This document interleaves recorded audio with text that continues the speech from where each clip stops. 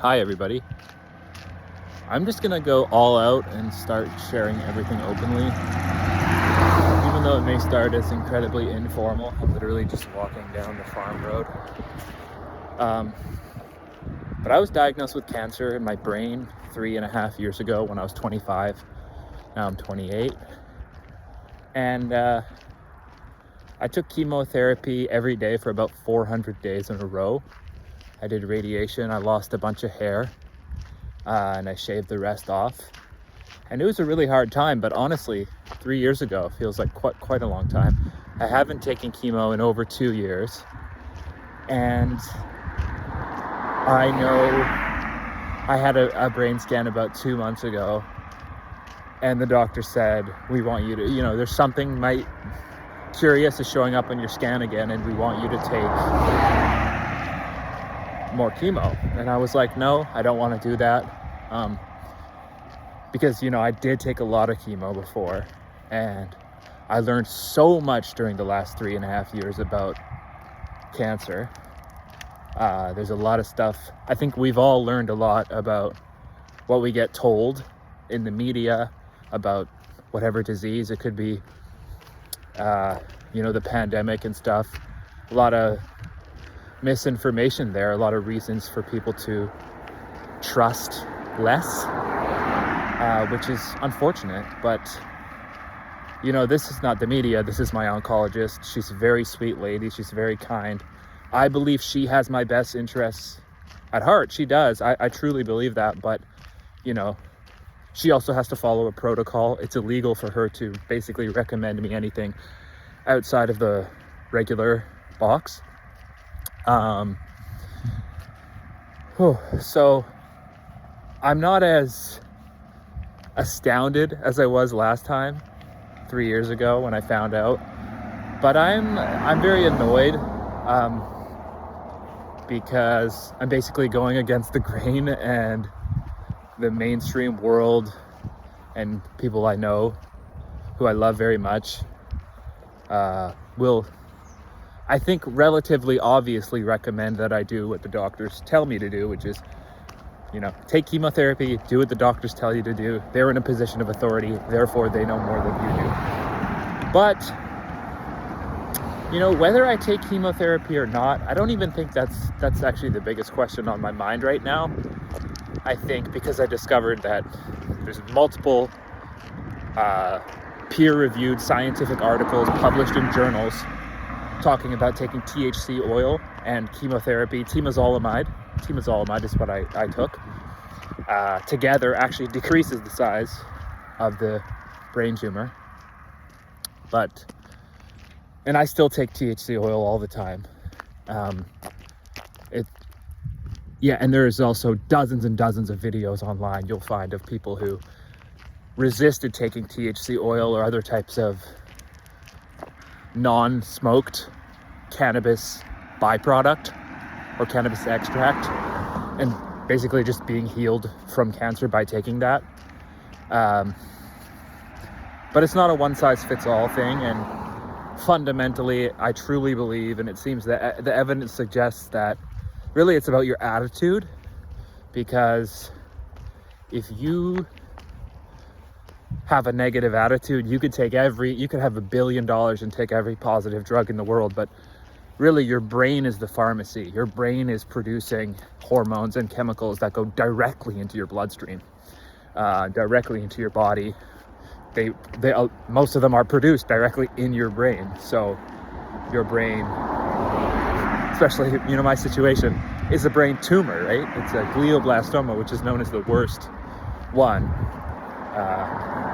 Yet somehow that giant walnut of a tumor has shrunk into a pinhead, although there is some stuff on the screen that the doctor can see that I cannot see at all, that encourages them to want me to take chemotherapy again. But remind you, chemotherapy is chemical therapy, and there are thousands of different types of it, right? But with all that preamble, my question actually is about what I should be doing with my time. Because your perception of time completely changes when you face mortality. And some people experience this in very different ways. For most people, I believe it's much later in life, at least in a wealthier country, and in a modern time. Most people don't deeply contemplate mortality until, for themselves at least, until they're much older, 60 or more. Some people don't even think about it till they're in their late 80s. Then they go, hey, how much time do I have left? What should I do? How should I treat my life? What should I do with the rest of the time I have left? There's so many layers to just that idea alone. Some young people or old people, many really, young people and old people commit suicide. They think about mortality, but in a different way. They think about, I want to escape this life. I've been blessed with the opposite of that, which is being presented with this idea that I was 25, I'm still not even 30, and being presented with this concept of you might die soon. So that is the opposite of suicide for me. It's like, holy shit, if I might die soon, I embrace life so much more. It's like, I don't want to die. But at the same time, there's a balance of the most beautiful part of any part in the journey is really surrendering to the idea, okay, maybe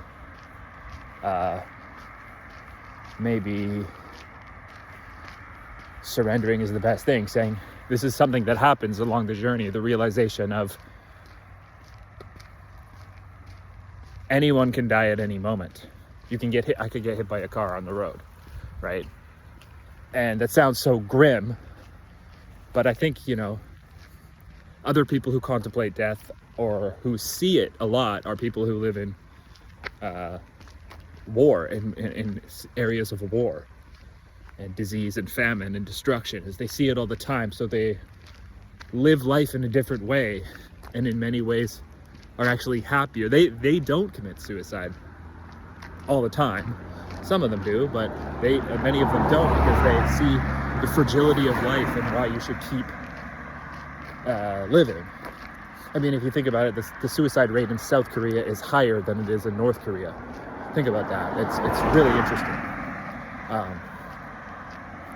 But yeah, so what should I do with my time? Because what I could do is I could sell all of my Bitcoin and have a bunch of money and just go travel, right?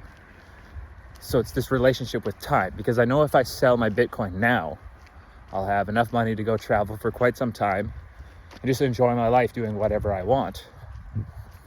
Or I could just wait until the Bitcoin is worth more, which I know it's constantly going up in value for as long as I've held it.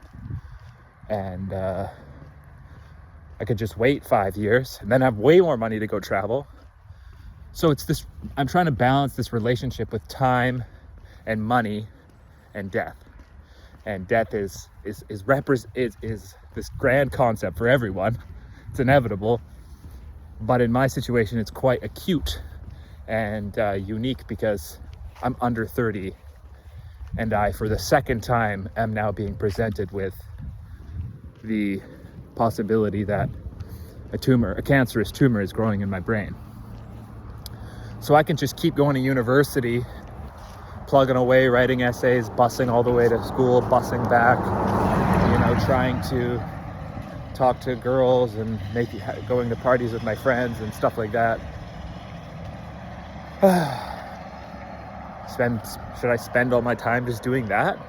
I mean, my intuition is saying obviously not. But it's this balance of how much do I pay attention to now and how much do I pay attention to the future? Because I don't really know what to do. My animal desire is sell all my Bitcoin, have a bunch of money, and just go travel the world. And I think that's one thing that a lot of people who own Bitcoin forget, is it's all about, in the future I'm going to have so much money, in the future I'm going to have so much money.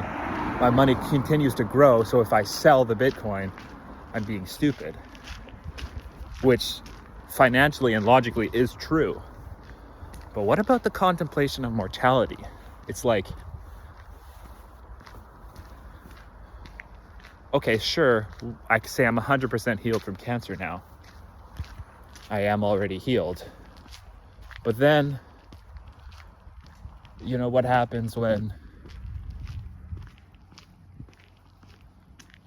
you get hit by a car, or a stray bullet hits you, or a tree falls on you, or you get struck by lightning, or you drown by accident in a riptide? Then what? Then was it so great for you to save all your money and have this big bank account? Because that shit's not coming with you to the other side, right? So, yeah, I think this is the first iteration of something I've been thinking about for quite a long time. I write about this on my Substack, but it's this relationship between death, time, and money. But to be more specific to my situation, it's cancer, time, and Bitcoin. So yeah, it's this, if you're not into Bitcoin, this probably sounds weird, but Bitcoin has a deep relationship with time and waiting for the future. Because if you understand how it works, you understand that life gets easier the longer you keep it. But you should keep it, because if you sell it, everyone regrets it. People who sell it, they might be happy for 2 years, but in 10 years they always regret it because their life is not as easy as it would be if they kept it. People think Bitcoin, because it has it gets associated with other things. People think it's about just annoying people online talking about stocks and crypto this, crypto that, buy my coin, whatever. But it's about property rights. It's about human rights. It's about not being having your time sucked away by a crony capitalism. It's about leveling the playing field so that everyone who works hard is able to have an easier life. And my life is easier because of it, because I can see the future of Bitcoin. But yeah, so like I said, this is my first iteration on making of videos about this, because I guess I've made videos in the past, but I never posted them. And I always wanted them to be well made, with a camera and a microphone and all that stuff. Proper camera. But I don't know. Being honest about this stuff is really just what it's all about. I mean, no one thinks I have cancer when they meet me, right? I mean, like, my hair's all grown back. I go to the gym often. I'm articulate. I appear to be quite well, actually, I think. I don't know. But I have this semi-secret life where it's like, I had to admit to myself the other day, I think about mortality at least once a day. I don't know how many people actually do that. And I don't think about it like, should I kill myself? I think about, am I doing what I really want to be doing? Like, if I die tomorrow, I think I'd be pretty pissed off that I'd spent so much time worrying and complaining about trying to get better grades and shit. Like, who cares, you know? I care about trying my best. I care about working hard. I care about developing talent and skills. I do. I care a lot. But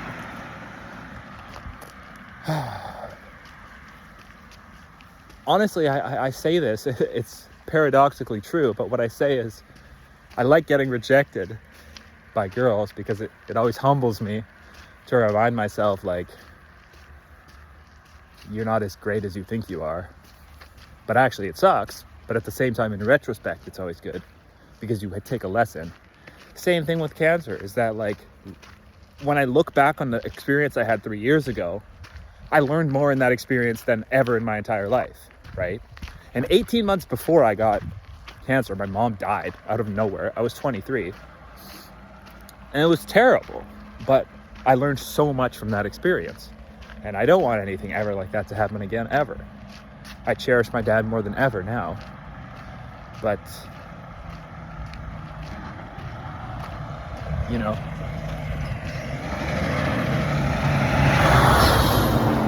big truck.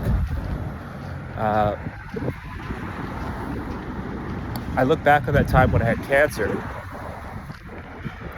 and I think about how much I learned and how much selflessness and beauty I had at that time.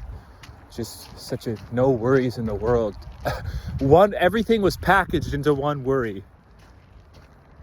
Do I live or die? And then this great surrender comes from that, where you're like, well, if I know I'm gonna die at some point, whether it's tomorrow or in 150 years, then everything else is just a game. The life is just a game. So I don't know. I have this weird, and trust me, I'm definitely not the only young person who's gone through this thought process, or who I know a lot of people my age and younger, and same age, a little older, much older, and younger, who have gone through the experience of having cancer. And cancer is unique in the sense that it has a media presence, in the sense of we associate it with death, with no hope, which is wrong. There's always hope. Many people have defeated it. Countless people. But it still sucks to have to go to the cancer clinic, sit down in a somber room, and have the oncologist stare at you, and with a look of concern, and go, well, your scan looks bad, so we want to give you chemo. It's like, just be a bro. Just say what's up. Hey, we got a bag of chemo. It's free. You gonna take it or not? Anyway, fuck. Shit sucks, to be honest with you. Anyway, I could keep ranting on, but I think I'm gonna end it there, and I love you all very much, and thanks for watching my video, 17 minutes. Bye.